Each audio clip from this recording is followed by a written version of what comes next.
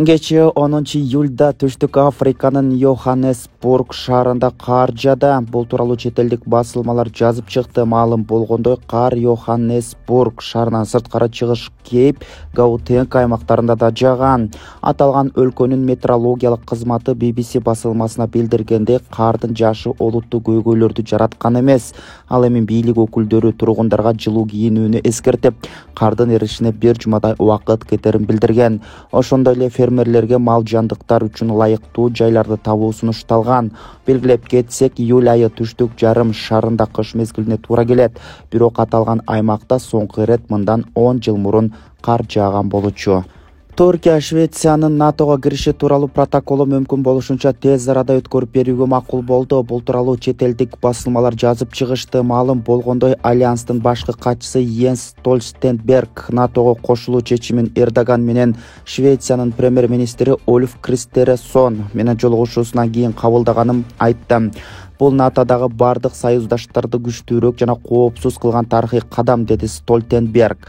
Маалыматка ылайык, Швециянын НАТОго кирүү ниети ушул жылдын күз айларында Түрк парламенти тарабынан бекитилмекчи. НАТОнун саммитине Вильнюска учуп кетердин алдында Эрдоган алгач Евробиримдик Туркияга эшиктерди ачышы керек. Андан кийин гана өлкө Швециянын альянска кирүү өтүнүчүн жактыра турганын айтты деп айтылат маалыматта.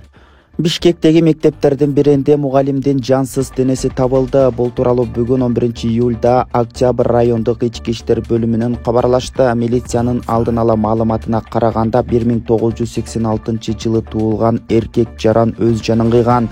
5-июлда саат 9:14 чамасында милицияга билдирүү түшкөн. Анда мектептердин биринде аттуу эркектин суицид жасаганы кабарланган. Маркумдун денесин кароо учурунда эч кандай жаракаттын белгилери табылган эмес.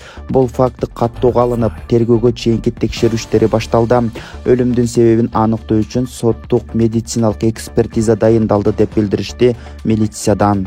Социалдык тармактарда Бишкектин көчөлөрүнүн биринде кыздардан мушташып жаткан видеосу тарады. Видеодо 3 кыз биргелешип бир кызды ур токмокко алып жатканын көрүүгө болот. Кыздардын жанында арачага түшүп ажыратууга аракет кылган эркектер да болгон. Видеодо окуя Чүй проспектиси менен Насирдин Исанов көчөлөрүнүн кесилишинде болгону даана байкалат. Бирок азырынча качан болгону белгисиз. Кечээ 10-июлда Улан-Батор шаарында Кыргызстандын Монголиядагы элчилигинин ачылыш аземи болуп өттү. Бул тууралуу президенттин маалымат кызматы билдирди. Маалыматка ылайык, дипломатиялык миссиянын ачылышы Кыргызстандын президенти Садыр Жапаровдун 9-11-июлда Монголияга болгон мамлекеттик сапарынын алкагында болуп өттү. Буга чейин мамлекет башчысы Айбек Артыкбаевди өзүнүн жарлыгы менен Кыргызстандын аталган өлкөдөгү атайын жана ыйгарым укуктуу элчиси кылып дайындаган. Салтанатка Кыргызстандын тышкы иштер министри Жээнбек Кулубаев, Кыргызстандын элчиси Айбек Артыкбаев, Монголиянын тышкы иштер министри Батсецек Батмунхийин катышты. Комтор Голд компания жабык акционердик коомунун мурдагы убактылуу тышкы башкаруучусу Теңиз Бөлтүрүктүн үй камагындагы мөөнөтү 10 августка чейин узартылды. Бул тууралуу маалыматты бүгүн 11-июлда Бишкек шаардык сотунан ырасташты. Маалыматка ылайык, мындай чечимди 4-июлда Бишкектин Октябрь райондук соту кабыл алган. Эске сала кетсек, 30-апрелде Октябрь райондук соту Теңиз Бөлтүрүктү үй камагына чыгарган. Теңиз Бөлтүрүк жана аны менен бирге кармалган айыпкерлер мамлекеттин казынасына 844 миллион 512 миң 858 сом кайтаргандыгы маалымдалган. Башкы прокуратура 2022-жылы 13-сентябрда Комтор Голд компания ишканасын текшергенден кийин 3 кылмыш ишин козгоп, коррупциялык схемадан улам мамлекетке 1 миллиард сом өлчөмүндө зыян келтиргендиги үчүн аталган ишкананын мурдагы тышкы башкаруучусу Теңиз Бөлтүрүктү кармашкан.